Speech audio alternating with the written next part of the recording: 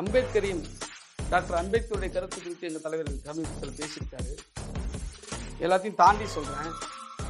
அதாவது பொது சமூகத்தோடு இணைந்து கொள்வதற்கான போராட்டம் தான் அம்பேத்கர் நடத்தின போராட்டம், பெரியார் நடத்தின போராட்டம். இன்றைக்கு எங்கள் தலைவர் டாக்டர் எழுச்சி தமிழ் தலைமையில் நடைபெற்றுக் கொண்டிருக்கிற போராட்டம். எங்களை ஒதுக்கி வைக்காதீங்க, எங்களை தீண்டத்தகாதன்னு சொல்லாதீங்க, எங்கள் கோயில் நுழைவுக்கு அனுமதியை மறுக்காதீங்க, பொது கிணத்துல தண்ணி எடுப்பதற்கு எங்களை அனுமதியுங்கள், கோவிலுக்குள் உங்களைப் போல அனுமதியுங்கள், சாலைகள் நடப்பதற்கு உங்களைப் போல அனுமதியுங்கள்.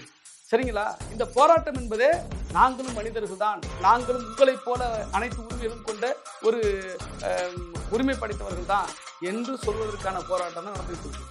பொது சமூகத்தோடு மெயின் ஸ்ட்ரீமோடு இணைஞ்சு இந்த மக்களும் மதிக்கப்பட வேண்டும், இவர்களுக்கும் அனைத்து வாய்ப்புகளும் வழங்கப்பட வேண்டும் என்பதுதான் எங்கள் போராட்டம்.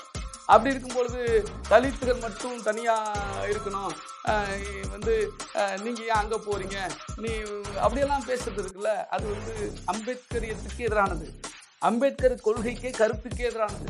இது புரிந்து கொள்ளாத, அம்பேத்கரியத்தை அறியாத, புரியாத ஒரு உணர்ச்சி வயப்பட்டவர்கள் பேசுகிற பேச்சு.